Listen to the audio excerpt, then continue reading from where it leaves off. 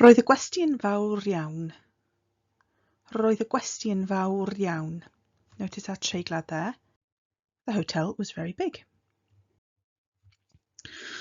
Mae'r lle yn fwy na'r un aethon ni iddo ym mis Mai. Mae'r lle yn fwy na'r un aethon ni iddo yn mis Mai. The place is bigger than the one we went to in May. Mwy is the word for bigger, and we had a little treiglad there, turning it into fwy. Roedd yr oriel yn rhy fach yn fy marn i. Roedd yr oriel yn rhy fach yn fy marn i. The gallery was too small, in my opinion. Roedd well da fi ar un llai. Roedd well da fi ar un llai. I preferred the smaller one. Doedd y bwyd ddim yn dda. The food wasn't good. We've got some complaining people in this video, I think. Doedd y bwyd ddim yn dda. Bydd y lle nesa'n well, gobeithio. Bydd y lle nesa'n well, gobeithio. Yn y gogledd, you might hear, mi fydd y lle nesa'n well, gobeithio. The next place will be better, I hope.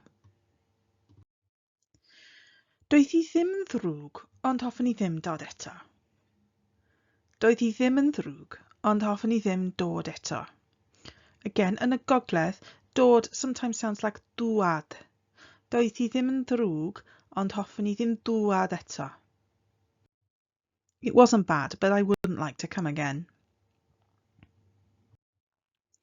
Roedd y tywydd yn waeth y tro yma. Roedd y tywydd yn waeth y tro yma. The weather was worse this time.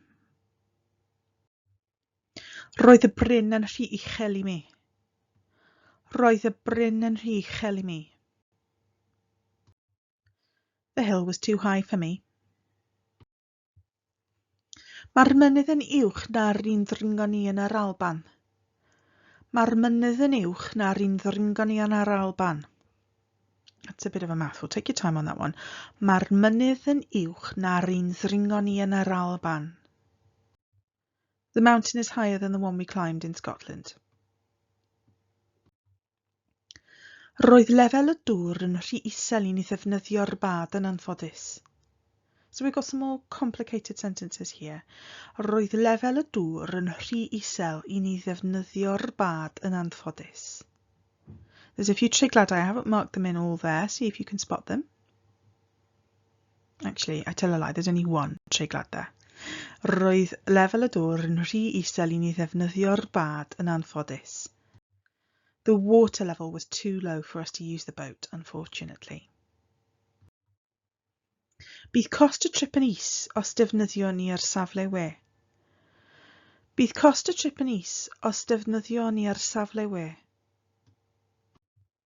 The cost of the trip will be lower if we use the website. So, as I said, we have some more complicated sentences in this pattern that I've shared with you this time. If you're new to some of these, have a go at just switching out one element. So instead of talking about the weather, talk about the food. Instead of talking about the mountain, talk about the water.